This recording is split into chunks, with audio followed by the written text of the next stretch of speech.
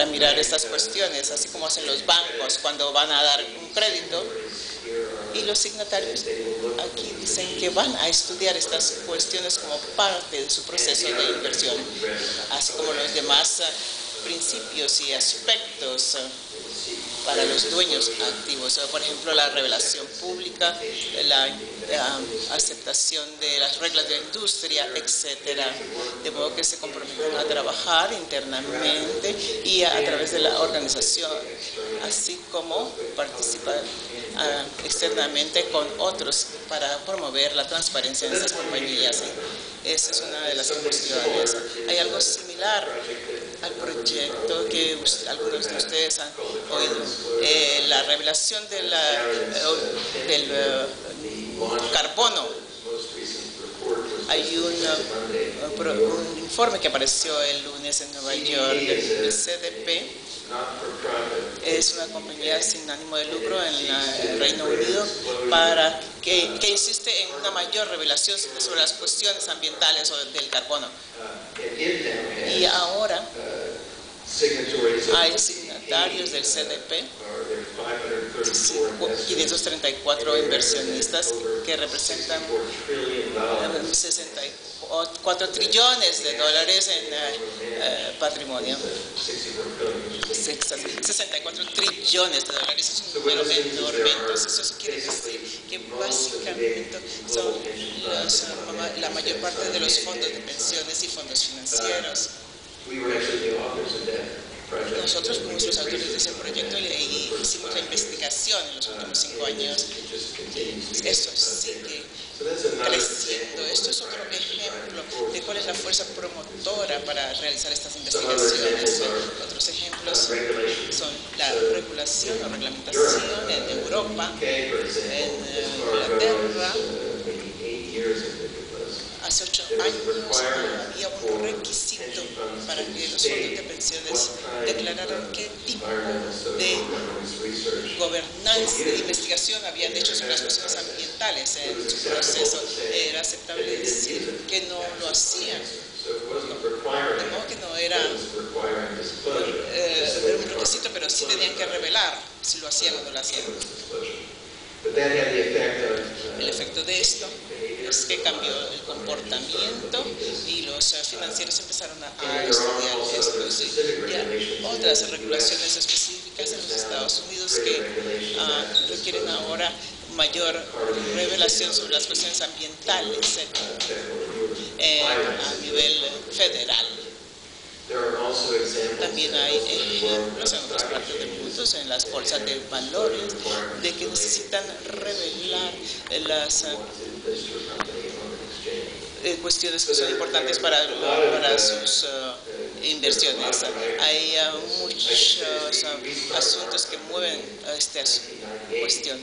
Empezamos en 1998 y de modo que hemos estado haciéndolo por mucho tiempo. Ahora está aumentando nuestro negocio, somos una compañía mucho más grande y hemos combinado hemos unido a otros grupos de investigación y a nuestros competidores.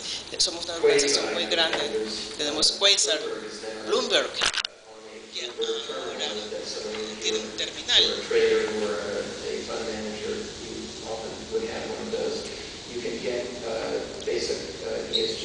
Ahora pueden obtener esta información de nuestros competidores como Thomson, para mostrar que hay una evolución en los últimos años, algo que ha ido creciendo gracias a PRI, CDT, etc.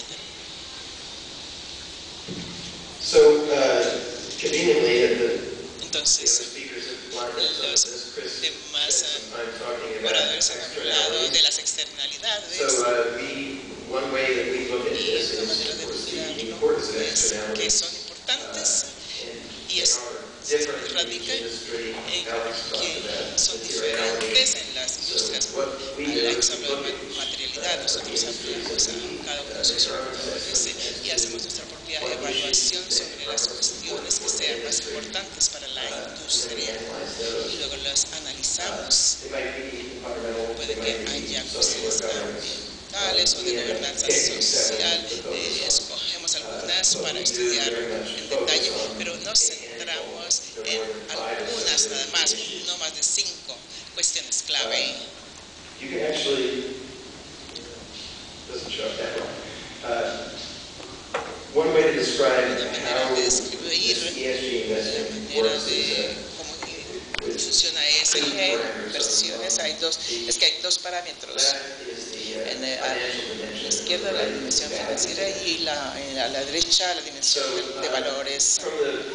Desde la perspectiva de los fondos de pensiones, más que los bancos, los fondos de pensiones, sobre todo los más grandes, tienen muchísimas acciones, como Noruega es muy grande el fondo de pensiones porque hay mucho petróleo en Noruega.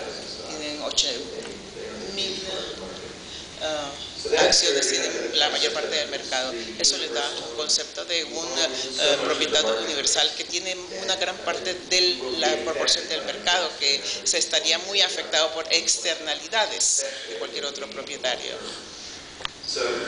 Entonces tendría una buena razón para centrarse en estas cuestiones y puedo decir que acabo de regresar de Europa, donde estuve hablando con muchos clientes en MSCI. Cuando tenemos un proceso formal, hablamos con los clientes que están desarrollando un producto nuevo y cambiamos la metodología o la actualizamos. Esto es parte del proceso. Entonces hablamos a muchos propietarios de estos fondos y básicamente ellos miran el mundo como propietarios universales o internacionales. Entonces hablamos hablamos con muchos gerentes de fondos, qué es lo que piensan. Ellos miran estas cuestiones de una manera poco distinta, miran a esta cuestión como desde el punto de vista del riesgo, tratan de entender lo que está pasando en las compañías, cuáles son las cuestiones principales que están desempeñándose y cómo eso es pertinente para la competencia. Ellas, especialmente en Europa, están integrando esa clase de investigación totalmente en sus procesos, y eso quiere decir que, por ejemplo, los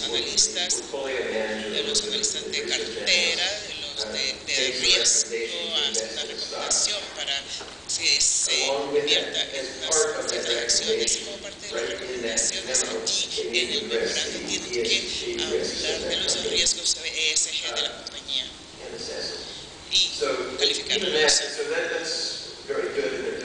Está muy bien que lo hagan. No todas las cuestiones van a ser tan importantes, sino todos los gerentes de cartera van a pensar que es una cuestión que es importante, de modo que no es una cuestión universal. Hay, por ejemplo, una compañía de seguros, AXA, que tiene muchas firmas, unas personas que se encargan del ESG, junto con 80 gerentes de fondos, pero al lado derecho tenemos la dimensión de valores. Atendemos muchos clientes en muchas partes del mundo y hay algunos aspectos sobre los valores, por ejemplo los religiosos, que son parte de la investigación.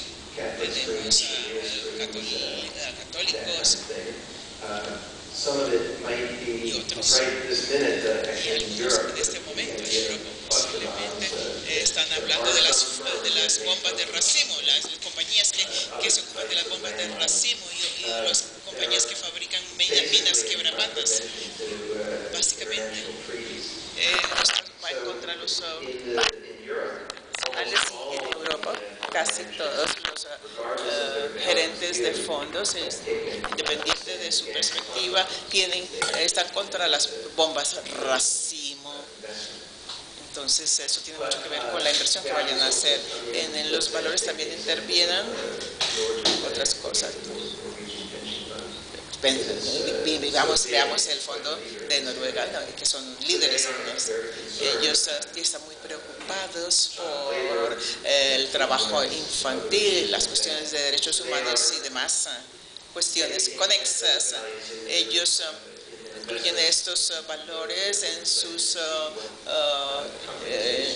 decisiones sobre inversiones. Ellos estudian esta cuestión y son diferentes dimensiones que, dependiendo del inversionista,